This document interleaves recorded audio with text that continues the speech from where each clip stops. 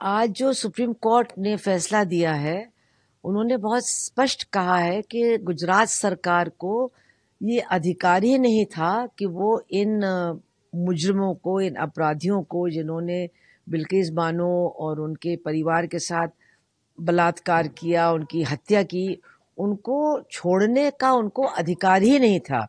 चूंकि उनको सजा महाराष्ट्र में मिली थी, इसलिए महाराष्ट्र की हाई कोर्ट को ही ये हक मिलता है कि वो डिसाइड करें कि इन लोगों को छोड़ा जाना चाहिए या नहीं। तो आज ये बात तो स्पष्ट है कि इन अपराधियों को वापस जेल भेजा जाएगा और ये अच्छी बात है। लेकिन बहुत बड़े बड़े सवाल हैं जिन पर हम लोग को गौर करना चाहिए। पहली बात तो ये है कि गुजरात सरकार ने आखिर क्यों इस फैसले को लिया कि इनको हमें छोड़ना है। उनके अधिकार क्षेत्र में नहीं था, फिर भी उनको छोड़ा। उसी दिन छोड़ा, 15 अगस्त के दिन, जिस दिन प्रधानमंत्री जी लाल किले से कह रहे थे कि महिलाओं का अपमान हम नहीं बर्दाश्त करेंगे, उनकी सुरक्षा हम करेंगे। उसी दिन गुजरात सरकार इनको छोड़ देती है, वो उनके अधिकार क्षेत्र में भी नहीं है। तो आखिर क्यों, ये बहुत बड़ा सवाल है। उन्होंने सारे नियमों को तोड़ करके इनको छोड़ा। इनका स्वागत हुआ जब ये छोड़े गए, माला पहनाई गई, कहा गया कि ये संस्कारी ब्राह्मण हैं। तो बार बार सवाल उठता है क्यों इनके साथ इतनी नरमी, क्यों, और बिल्किस बानो के साथ इतनी सख्ती क्यों। इतना अत्याचार और अन्याय उस महिला के साथ हुआ, 8 साल उसको लगे लड़ने में इन लोगों को, मतलब सजा सुनवाने के लिए। और उसके बाद इन लोगों को लगातार पैरोल मिलती रही।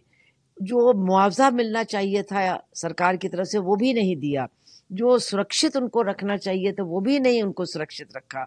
और फिर इन लोगों को छोड़ करके एक बार फिर उस महिला और उसके परिवार को बिल्कुल, जिसको कहते हैं, मतलब ऐसे अंधेरी कोठरी में धकेल दिया जहां से उसको लग रहा था कि हम कभी निकल ही नहीं पाएंगे। तो ऐसा क्यों किया गुजरात की सरकार ने? उन्होंने पिछले 1.5 साल में इतने वकीलों को, सरकारी वकीलों को लगाया है केंद्र सरकार ने और गुजरात सरकार ने, उनको जेल से बाहर रखने के लिए सुप्रीम कोर्ट के सामने आके। तो जनता के सामने बहुत बड़ा सवाल है, आखिर बीजेपी की ये सरकार और बीजेपी की ये नेता जघन अपराधियों को क्यों बचा रहे हैं, और जघन अपराध की शिकार महिला को इस तरह से न्याय से वंचित क्यों करने की कोशिश कर रहे हैं। ये बड़ा सवाल है। अब शायद वो जाएंगे तो जेल, लेकिन शायद वो महाराष्ट्र हाई कोर्ट के सामने भी जा सकते हैं, वहां भी अपनी रिहाई की बात कर सकते हैं। जहां तक मुझे याद है, बलात्कारियों को महाराष्ट्र में रिहाई का अधिकार नहीं मिलता है। लेकिन अब हम लोग देखते हैं कि वो सरकार क्या करती है। तो वही सरकार जो अब गुजरात में है, वही सरकार अब वहां है। तो लोगों को समझना चाहिए कि क्या ये सरकार महिलाओं की दुश्मन सरकार है, अपराधियों को ही सुरक्षित रखने की सरकार है। बीएचयू में भी हम लोग यही देख रहे हैं।